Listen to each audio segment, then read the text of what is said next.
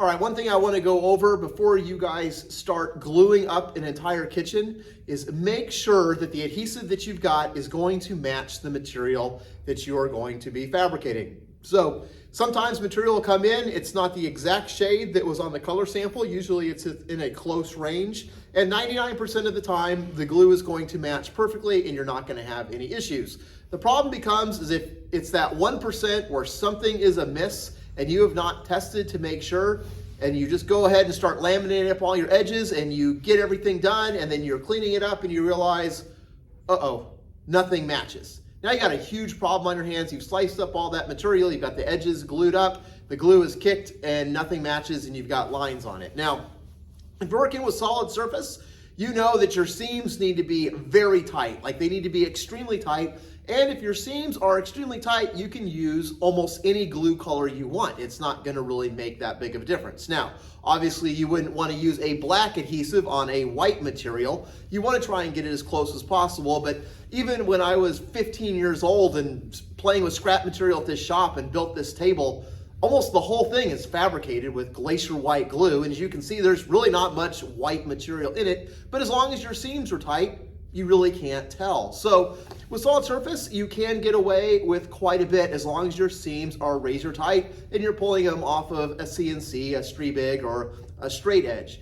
Now, when it comes to granite and quartz, obviously there's a lot more leeway in what is an acceptable seam, right? I think if you look at the MIA standards, for some reason, I think it could be up to like a 1/16 of an inch. Now, I don't think that that would ever fly in a customer's home, at least none of the homes that I've ever worked on. But you do have a lot more leeway in the stone industry. The seams, there's a lot more variation on what is acceptable.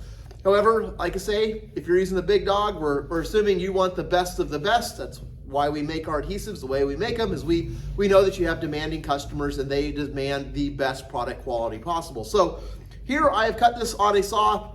If you're looking at this seam is not perfectly closed. It's only closed really tight in one area, but the purpose here is to remind you guys, before you do anything, always test your adhesive to make sure it matches. So I have just grabbed this out of the scrap pile at the shop.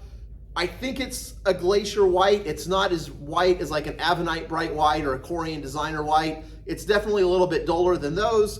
So I've got a glacier adhesive and that's how we're gonna pull this up. So if this was my material and it came in, I'm gonna take my glacier adhesive that I got, I'm gonna go through the prep cycle just like we've done in other videos, and I'm just gonna glue this seam up. And the main thing is to make sure that, hey, this adhesive matches the material that I've got. And I'm checking before I glue up the whole job. So I'm gonna kind of go through the prep sequence with you guys again. Basically, we take off the tip that this cartridge is used. You can see the plunger's almost all the way down in. Fabricator left their tip back on, just chopped it so they could keep it in storage. I'm checking these guys, make sure there's no plugs in either of those holes there. I'm gonna burp it out to balance the pistons.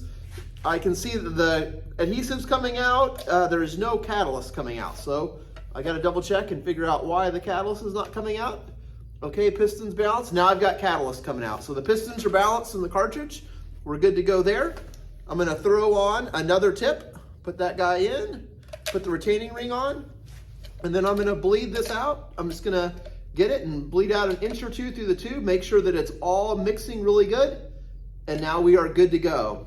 So, doesn't matter if you've got guys in the shop, whether they're pulling a real seam for the actual job or a test thing. My thing is you do the right process every single time. You don't take shortcuts. What you do in practice is what you're gonna end up doing when it really counts. So don't skip any steps ever. Get in a habit, burp the adhesive, bleed it through the tip, then clean everything with alcohol, which I've already done, wipe it all down, make sure there's no dirt, and then go to town. So I can't emphasize that enough, is how you practice is how it's going to be in real life, and you wanna make sure that it's just secondhand to you and natural when you do it, right? I mean, I really haven't fabricated a top in probably 4 or 5 years, and I've done this so many times, it's still second nature because that's the process you go through every time. So we're gonna glue up this test piece.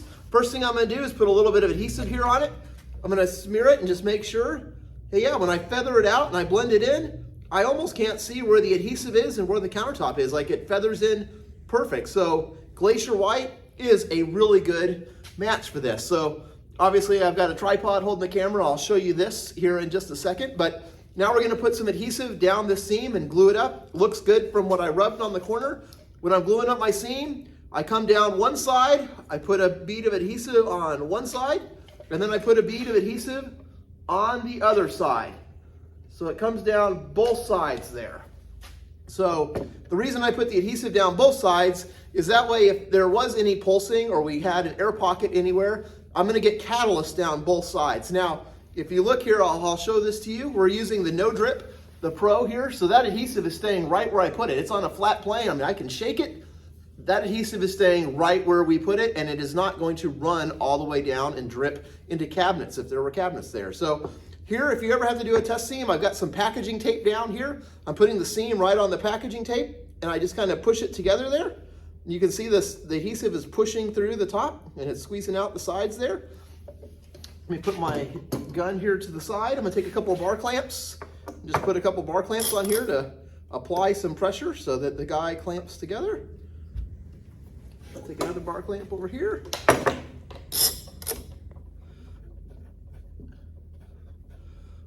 Perfect, and that's all there is to it. So basically you're just gonna have your guys in the shop glue up a test piece, make sure that the adhesive is good, it's a good color match before you get started. That way you know everything is dialed in before you get started and actually start potentially what could be a mistake on a very expensive project, right? So this only takes a few seconds.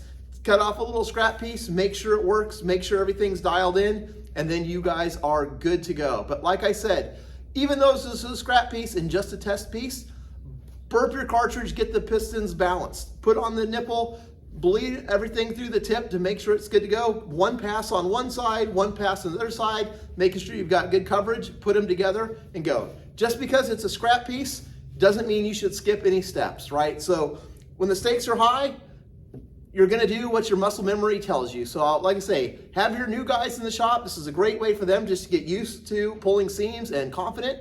But yes, definitely spread the adhesive on it, make sure it's a color match, and then pull a seam to make sure everything is dialed in. Like I say, if you guys have any comments or questions, feel free to shoot us an email, give us a call. We love helping you guys and answer any questions you have. Talk to you soon.